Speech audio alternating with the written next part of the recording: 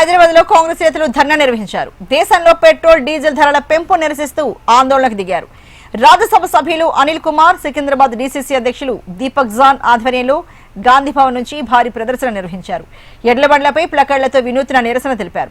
Modi down down అంటూ నినాదాలు చేశారు. తక్షణమే పెట్రోల్ డీజిల్ ధరలు తగ్గించాలని డిమాండ్ చేశారు హస్తం నేతలు.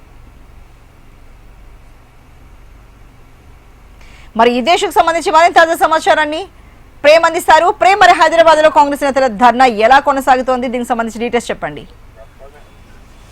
అర్చన, ఏదైతే దేశవ్యాప్తంగా కూడా పెట్రోల్ డీజిల్ ధరల పెంపును నిరసిస్తూ ఇప్పటికీ దేశవ్యాప్తంగా కూడా కాంగ్రెస్ పార్టీ నిరసనలు చేయాలని చెప్పి ఏఐసిసి పిలిపించింది. దాంట్లో భాగంగా మన రాష్ట్రంలో ఏదైతే హైదరాబాద్ డిసిసికి సంబంధించినటువంటి నేతలు చేసినటువంటి నిరసన ర్యాలీలో రాజ్యసభ సభ్యుడు అనిల్ కుమార్ యాదవ్ కూడా పాల్గొన్నారు. ముఖ్యంగా పెంచినటువంటి పెట్రోల్ డీజిల్ ధరల్ని వెంటనే తక్షణమే ఏదైతే అమలు చేసినప్పుడు పెంచిన ధరలు ఏ విధంగా అయితే అమలు చేశారో అంతిమ స్థాయిలో అదే విధంగా తగ్గించాలని చెప్పేసి కూడా డిమాండ్ చేస్తూ గాంధీ భవన్ నుంచి నాంపల్లి రైల్వే స్టేషన్ వరకు కూడా ఎడ్ల బండిపై వెళ్లి నిరసన తెలిపారు. కాంగ్రెస్ కి సంబంధించినటువంటి నేతలంతా కూడా అనిల్ కుమార్ యాదవ్ మాట్లాడుతూ మోదీ ప్రభుత్వం దేశవ్యాప్తంగా కూడా పెట్రోల్ డీజిల్ ధరలు పెంచుతూ పేదవాళ్ళ నడ్డి విరుస్తుందని చెప్పేసి కూడా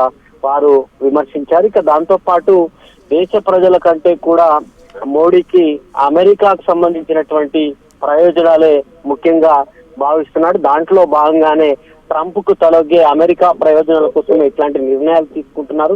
ప్రపంచవ్యాప్తంగా కూడా క్రూడ్ ఆయిల్ కి సంబంధించినటువంటి వాటిపై అక్కడ ఉన్నటువంటి ప్రభుత్వాలు ఎట్లాంటి నిర్ణయం తీసుకోకపోయినా ముందుగా ఎన్నికలు అయిపోయిన తర్వాత ఏదైతే మోడీ ప్రభుత్వం తీసుకున్నటువంటి నిర్ణయం దీంతో దేశంలో ఉన్నటువంటి పేద ప్రజలంతా కూడా ఇబ్బంది పడుతున్నారని చెప్పేసి కూడా వారు మాట్లాడారు.